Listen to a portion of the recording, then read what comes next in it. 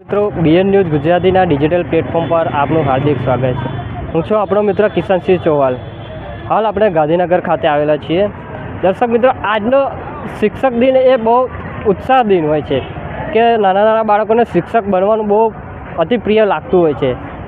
ત્યારે આજના આ શુભ દિવસે અહીંયા ટેટ પાસ કરેલા વિદ્યાર્થીઓ ઉમેદવારો જ્યારે નોકરી માટે હડતાલ પર ઉતરી રહ્યા છે, તો આપણે એમની સાથે વાત કરવાનો પ્રયત્ન કરીશું।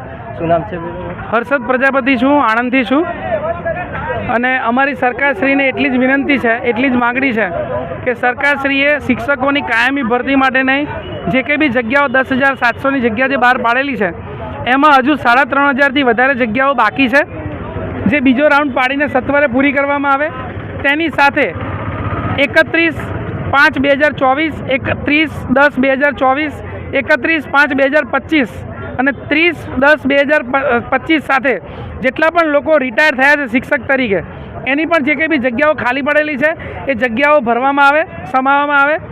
અને આચાર્યની જે બદલી કરવામાં આવી છે, તો આચાર્યની જે બદલીમાં ગયા છે એ જે શિક્ષકો ખાલી પડ્યા છે, આમ કરીને આજના તારીખમાં ટોટલ 10,000 થી 15,000 શિક્ષકોની જગ્યા હજુ ગુજરાતમાં ખાલી છે।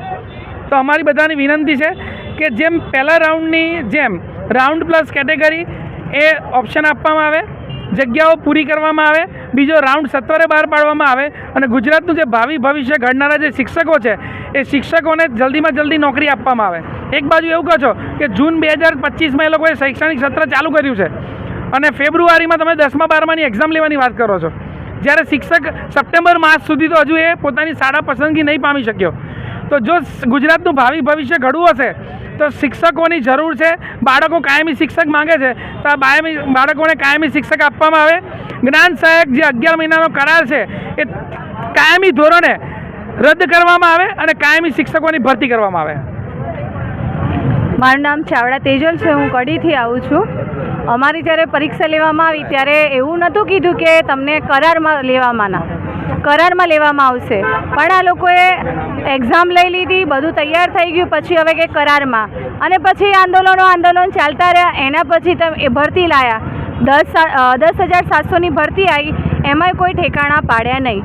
તો અમે આ માંગણી એ કરીએ છીએ હવે કે વધુમાં વધુ સીટો અમને આપવામાં આવે, અને બીજું જ્યાં સુધી આ પૂરી સીટો ના ભરાય ત્યાં સુધી કોઈ નવી પરીક્ષા લેવામાં ના આવે, અને બીજું કે કરાર પ્રથા બંધ કરવામાં આવે।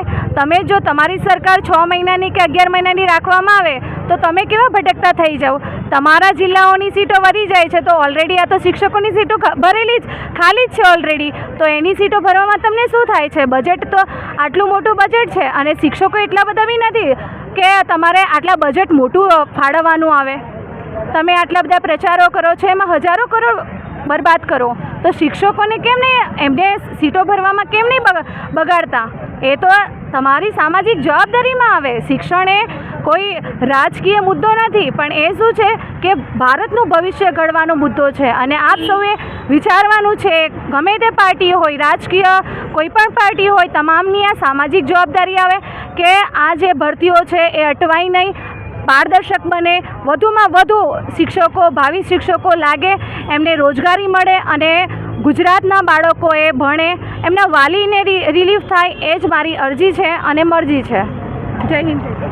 ચોક્કસ દર્શક મિત્રો, ગાંધીનગર ખાતે મોટી સંખ્યામાં આંદોલનમાં ઉમેદવારો ઉમટ્યા છે, ત્યારે સરકારશ્રીને વિનંતી કરે છે કે રાઉન્ડ પાડવામાં આવે અને વહેલી તકે ભરતી કરવામાં આવે, એવી અરજદારની માંગ છે।